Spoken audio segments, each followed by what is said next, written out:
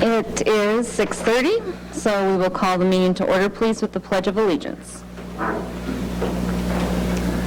I pledge allegiance to the flag of the United States of America and to the republic for which it stands, one nation, under God, indivisible, with liberty and justice for all. Thank you. Welcome, everyone, to the meeting tonight. With that, roll call, Mr. Lombard. Oh. Yes. Odie? Yep. Saxer? Yes. Telcott? Yes. With that, if there are no changes to the agenda, which I don't believe there are, I would entertain a motion to approve that as presented, please. Second. There's been a first and a second. All those in favor? Aye. Opposed? Motion passes. Thank you. No conflict of interest, disclosure, or waiver requests are on the docket for tonight, and no community input. So that takes us directly to next, the financial items, bills, and claims. Mr. Lombard. We have a second run of invoices for the month of June every year. Try to clean up some bills before the year end. Anybody have any questions on the listing? I really didn't have anything noted.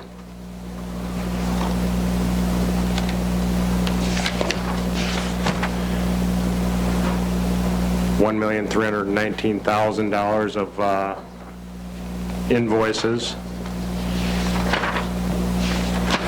$9,287 of pay vouchers, and $138,288 of food service bills.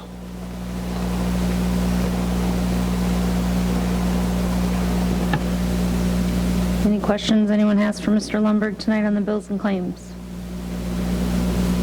Hearing none, I would entertain a motion to approve those as presented, please. There's been a first and a second. All those in favor? Aye. Opposed? Motion passes. Thank you. General business, administration report, superintendent's report. Superintendent Larson.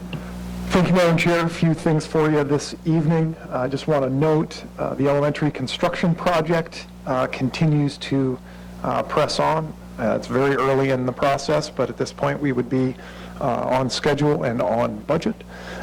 Would note that footing work and foundation walls, that progress continues.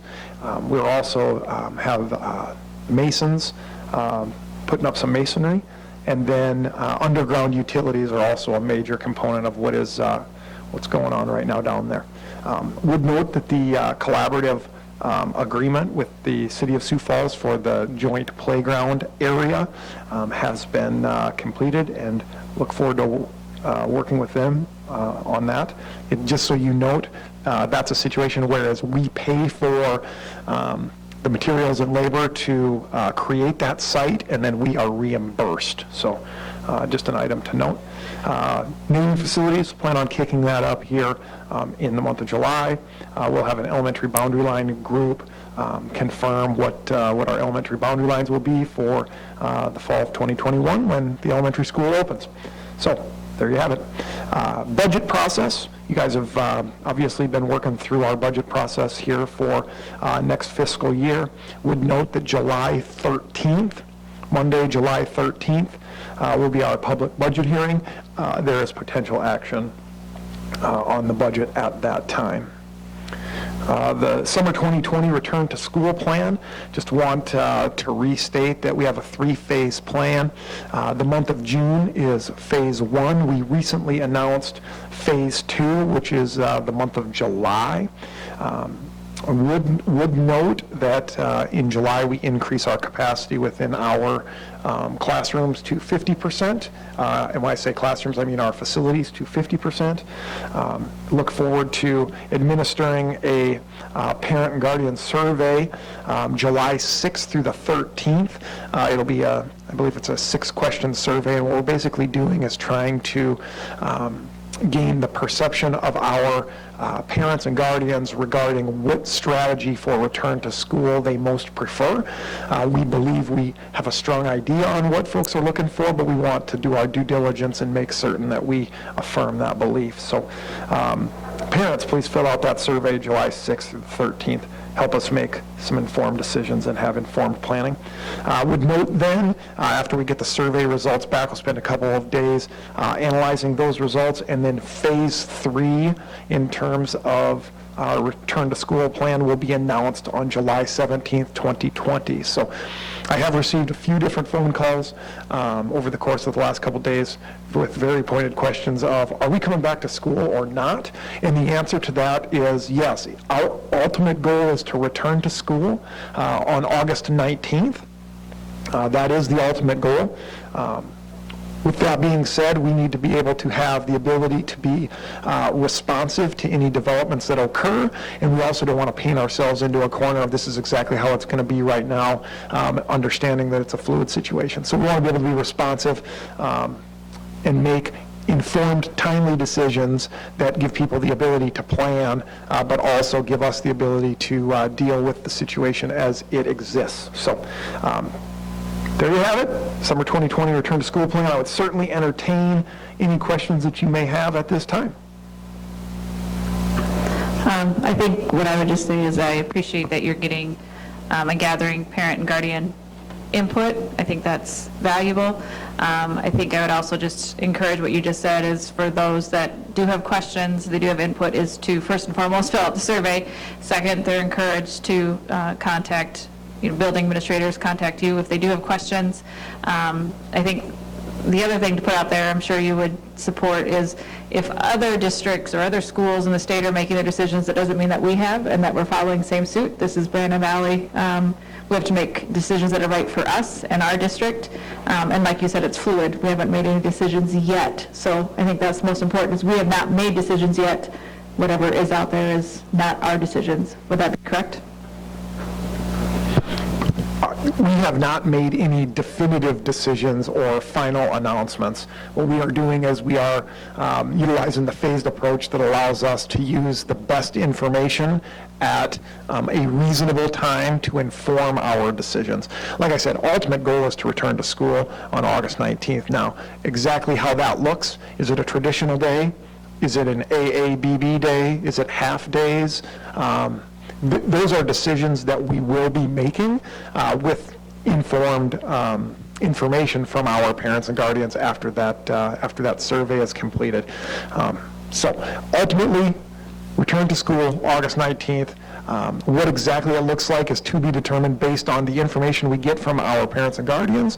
And then also we're going to make that announcement a little bit later so we have the ability to analyze any new developments that may occur. So as I've said all along, it's going to be really important for us to be able to be responsive to developments as they come, and our phased approach allows us to do that.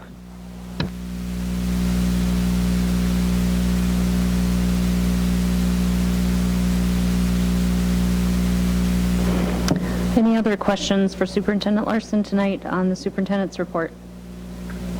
Madam Chair, the one other item I might note on the summer 2020 return to school plan is that it is our intent to provide parents the opportunity to opt in to distance learning in the event that they do not want to send their child to the school facility for the semester one of the 2020-21 school year. So parents will have the opportunity to opt in if their child has an underlying health condition or immunocompromised, or the family situation in and of itself in terms of medical heightened awareness requires them to utilize distance learning.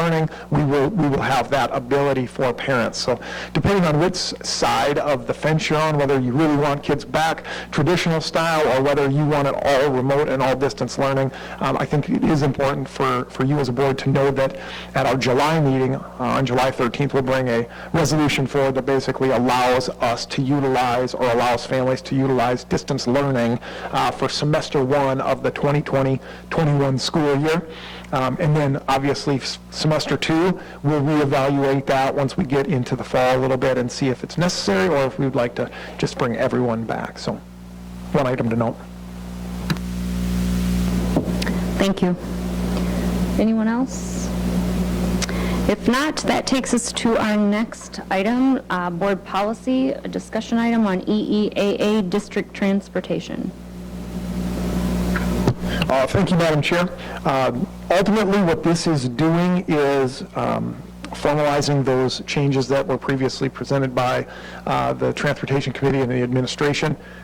The real big ticket item is the elimination of eligibility for in-district open enrollment students. So that's elementary students that choose to attend an elementary school that is outside of their attendance boundary. So those individuals would no longer be eligible for transportation services. It is certainly relevant to note that we have communicated this change to our families in a variety of ways. We have distributed an informational video.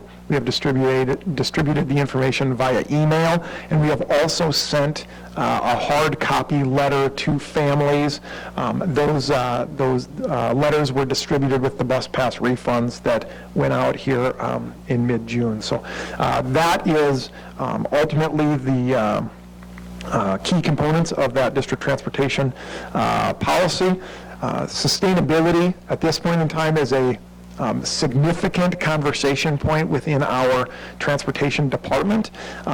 Transporting the number of kids that we have to transport and the level of service that has been given to this point in time is very, very challenging. So again, we'll be utilizing centralized pickup points this next year, and the elimination of in-district open enrollments really helps with the timing of routing as well as the number of transfers that have to occur, which ultimately cause a lot of our problems in terms of lost kiddos, misplaced kiddos, and those types of things. So I would certainly entertain any questions you have on district transportation.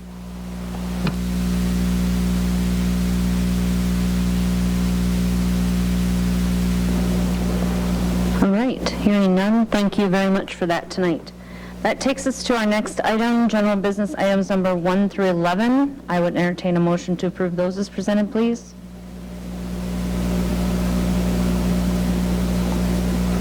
So moved. Second. There's been a first and a second. All those in favor? Aye. Opposed? Motion passes. Thank you. Under personnel, I would entertain a motion to approve items 1 through 8 as presented, please. So moved. There's been a first motion and a second. All those in favor? Aye. Opposed? Motion passes. Thank you. Couple of thank you notes there to the Board of Education from some staff members and board reports. Does anyone have a formal board report they would like to share tonight?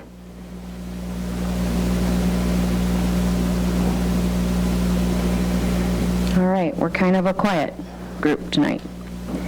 With that, travel report for you to review. With that, I would say that we need to entertain a motion to enter into executive, or do I just go in? I always forget. Motion to go into executive session for personnel items 1-25-2.1. So moved. There's been a first and a second. All those in favor? Aye. Opposed? Motion passes. Thank you. For those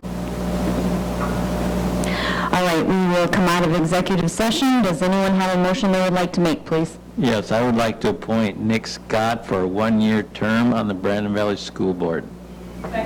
There's been a first and a second. All of those in favor? Aye. Opposed? Motion passes. Thank you. With that, takes us to the end of our board agenda. I would entertain a motion to adjourn. So moved. Second. There's been a first and a second. All those in favor? Aye. Opposed? Motion passes. Thank you.